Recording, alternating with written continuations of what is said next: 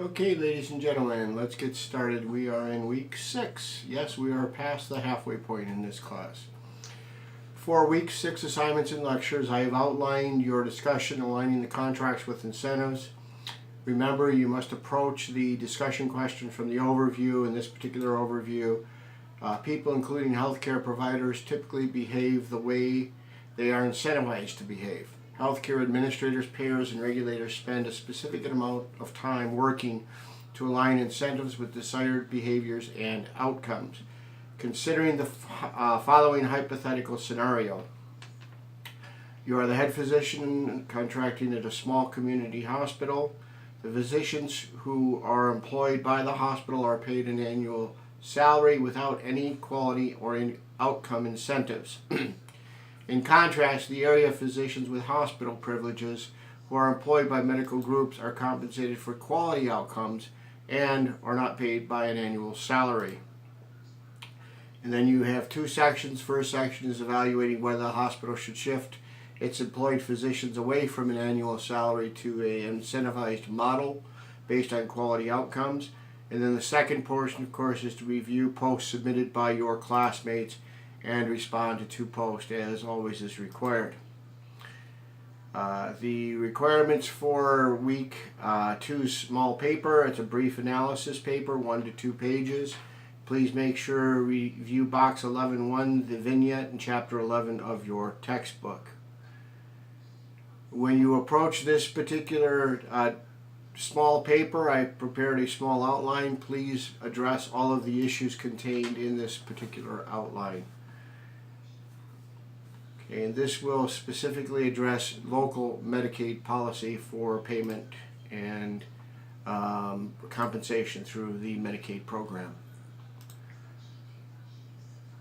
For this week, I want you to go back to week 1 and remember what I talked to you about when it came to policies and law. One of the things that I stated in the very opening of this class is that laws and policies and regulations influence healthcare in many different ways. And of course, the most obvious is direct laws, and then CMS and DHHS regulations, through spending, through terms of contract, through terms of participation, and last, litigation. If you will recall, the last 3, terms of contract, terms of participation, and litigation, all revolve around the legal system and all involve various aspects of either commercial or federal and state local expenditures in healthcare. The terms of contract, of course, would revolve around the particular terms of contractual participation of physicians in programs like Blue Cross Blue Shield, and that is a contractual agreement. I would suggest to you and submit to you that most of the contracts for Blue Cross Blue Shield are quite similar to the requirements set forth in the terms of participation for the Center of Medicaid Services, which is Medicare and Medicaid. And last but not least is litigation. What we specifically will look at is how we are morphing now into a system that premises payment and reimbursement on healthcare quality metrics, and the alignment of incentives to promote those quality outcomes in the forms of terms of contract or terms of participation. Now, the terms of participation for CMS, which would be Medicare or Medicaid, also tie into that particular aspect of reimbursement a form of criminal and civil penalties.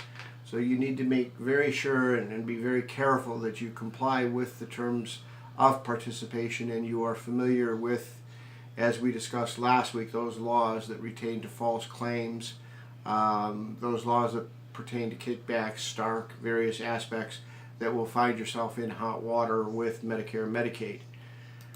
Now, absent outright fraud in the commercial sector, you will not have criminal penalties for any violations of the terms of contract. However, there will be stiff contractual penalties if you don't abide by the terms of those contracts. In other words, those penalties are civil penalties, and they can range from substantial civil penalties that are agreed upon in a dollar amount as a punishment, or we call it liquidated damages clause in a contract, or they can relate to specific payback requirements if you are found to have violated the Fair Claims Act, or that you have fraudulently billed and submitted claims to the carrier. Many times, if there is tacit fraud, in other words, outright fraud, where you submitted claims for people who never were seen by your clinic, were just numbers and social security numbers and billing information you provided to bilk the insurance companies out of funds, you will be on the criminal end of things as well. We also look in the textbook, if you want to take a look at the two aspects of the textbook that are very important for this week's reading and consideration. The first and foremost is medical malpractice. We are going to talk about medical malpractice from the standpoint of the standard of care, and I'm going to make a few brief comments how I feel about, and many in the industry look to change the standard of care as part of tort reform. We also talk about the roles that accrediting bodies, licensing bodies, regulatory agencies, and payers all play in influencing the quality standards. And as you read Chapter 12, I think most importantly, the healthcare stakeholders are going to, it will be evident to you that those stakeholders do have a direct role in setting those quality standards, and in which particular setting, whether it be outpatient or ambulatory care, or whether it be inpatient. Now, I'd like to talk a little bit about medical malpractice first. And medical malpractice arises from a violation, a negligence case, or a negligence-based civil suit based on the doctor's performance of, or actually non-performance of his or her duties, is really what we're talking about. But we call it as a breach of the standard of care. And negligence, you have elements that must be met. One is, of course, a breach. The other is damages. The other is direct causation. When we talk about medical malpractice, we look back to the 18th century definition of standard of care that was established in England. And the standard of care definition that still holds a lot today is that the doctor is held to a standard of care, and the doctor must conform to that standard of care. And in order for a malpractice claim to prove that the doctor violated the standard of care, the old language was the doctor violated the custom of his own profession as determined by other professionals within the profession. As determined by other professionals within the profession actually is where we get the standard of care definition from. Furthermore, courts were not in the habit of making or searching for analyses of whether the customs and standards proffered by the profession as defensible were at all reasonable. Rather, the deference was incorporated into our legal fabric, where we let the fellow physicians and professionals make the decision whether or not a specific procedure was performed within the standard of care. And that is a decision that has been long held in the United States, that you must proffer evidence that the physician breached the standard of care. We have some very serious flaws in our standard of care which relate to the way our system is structured, and the standard of care in our legal system is used, and the nature of many lawsuits filed. We at one point of time had a standard of care which was a locality standard. The standard of care was influenced by the local providers and physicians within the locality. The United States court systems went all the way up to the Supreme, and it was decided that the standard of care is a national standard of care. And what happened by creating the national standard of care, it opened up a lot of lawsuits in a lot of jurisdictions. And once you were able to find a physician, and if you had to go all the way to LA to find a physician to say there was a breach of the standard of care, that actually opens up the lawsuit, and that physician would then certify the case as a breach of standard of care, and now you're ready to go forward and you get past the summary judgment and the case goes to either the judge or to a jury. Well, less than 10% of all cases actually get tried in the medical malpractice realm. In fact, less than 20% of the cases are actually deemed by many of the experts in the area to be actual cases of merit. It's estimated by the Notre Dame Law School author David Rosenberg that approximately 80% of all claims filed are of nuisance value. And when we talk about nuisance value, what we're talking about is if we weigh the cost of defending a medical malpractice lawsuit, which could be anywhere from $20 to $50 to $100,000 depending on the jurisdiction you're in, the insurance companies are willing to pay the cost of defense as opposed to taking the risk of it getting to a jury and getting a high verdict against the insurance company. It has come to be called nuisance value. You wonder how all of these attorneys can make so much money with the number of attorneys we have advertising and pursuing malpractice actions, and it really is as a result of nuisance value lawsuits. Unfortunately, it does affect the physician, and it does go on the physician's record if a case is settled, even if it was settled for nuisance value. Our system really does need some reform. And here's something I've been thinking about ever since I was introduced to the JCAHO core measure sets. And ever since we've been developing measures and best practices based on data that has been gathered by many institutions performing similar procedures and reporting outcomes.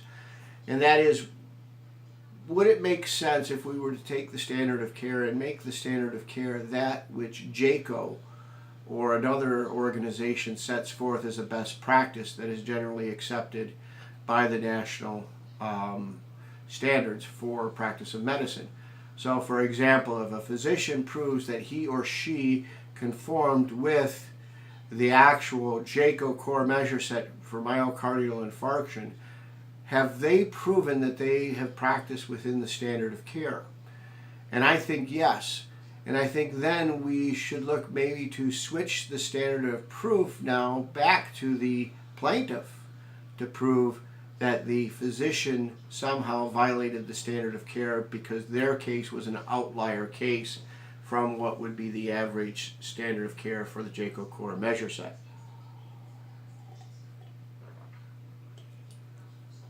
As stated earlier, we look to aligning the incentives.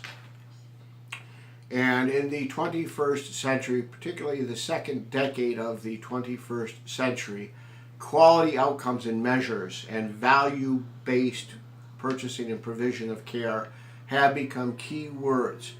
When we are in finance, IHP 630, that is what we specifically address, is the use of quality outcomes and measures, the reporting of those measures, how those measures are enforced, and the fact that if you abide by and conform to the quality measures and you meet quality metrics or matrices set, you actually get a modifier that pays you a higher level of reimbursement.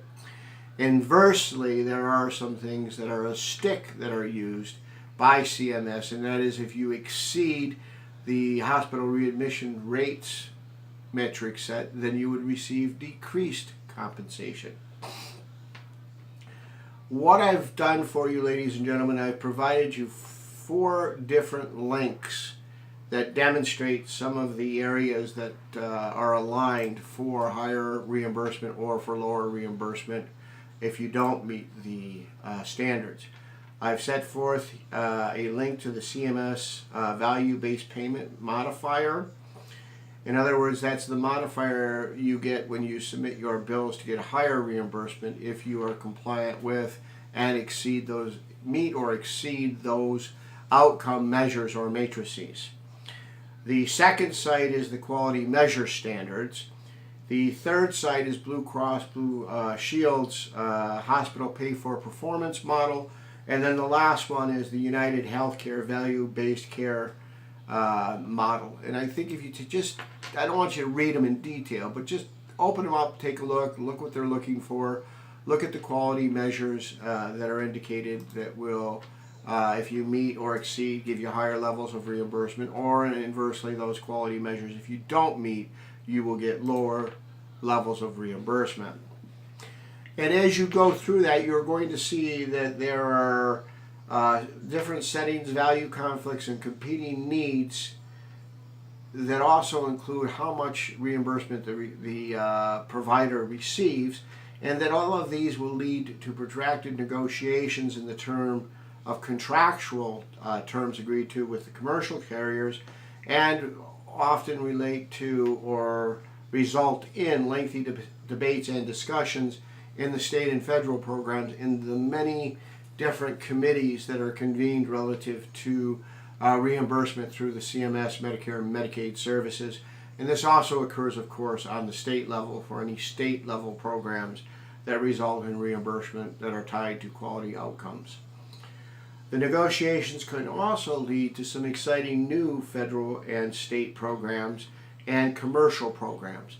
And I would submit to you, ladies and gentlemen, and we will cover this in IHP 630 should you have me in that class, we will cover the aspect of how the improved health outcomes measures and requirements and standards, how the provider engagement have all created transformation in our health system and have led to new and improved models. There are also some actual pilot programs that were the result of the ACA, and one of them that is still kind of up in the air is the Accountable Care Organization. I do believe a couple of our students have indicated they do work for Accountable Care Organizations, so they will be a little more familiar. And if they have an opportunity to share, I would love to hear from them. So when we look to what's next in the healthcare regulation and payment field, one of the things that we need to look at is that when we negotiate the incentives and all have an agreed upon health outcome, the next step, as is in any business planning process, would be the implementation of those programs. And as stated above, those could be in the form of pilot programs, or they can be worked into current reimbursement methods. So if we look for the fee-for-service method, or we look to the managed care method, we will see a lot of the carriers, and we will see CMS having modified their programs to require these outcomes be met in order to receive the higher levels of reimbursement. I would suggest and submit to you, ladies and gentlemen, that a lot of the incentives that promote quality outcomes do not always work. We have some situations where they do a pilot run and it doesn't work. For some reason, the levels of reimbursement may be too high or may be too low, and the system is either scrapped or reevaluated. And again, that's part of the business planning process. Once you go through implementation, you go through the feedback process. So what we do, though, is when we look at changes, we have to look at how we get buy-in from the providers.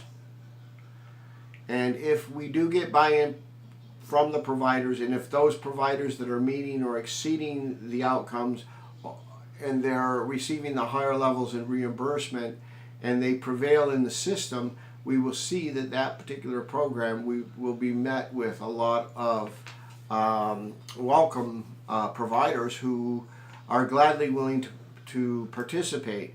However, we also see a lot of providers and a lot of individuals pointing out that the amount of data and paperwork required to report and generate these measure or proof of compliance with measures is quite substantial.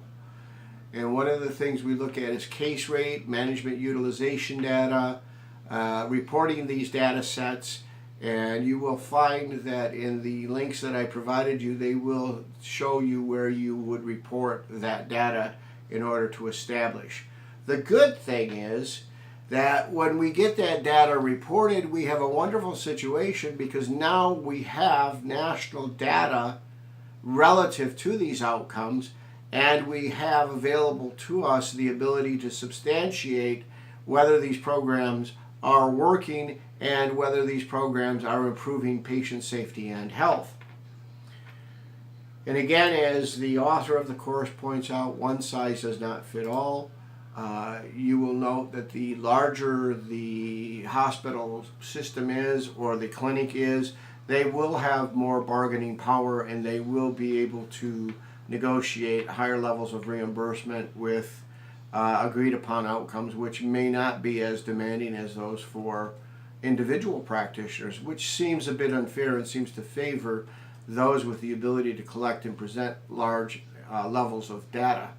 So that's one of the considerations we have. But when we look at it from the standpoint of federal and state policy, regulation, and laws, we look at this from a standpoint of contractual negotiation for terms.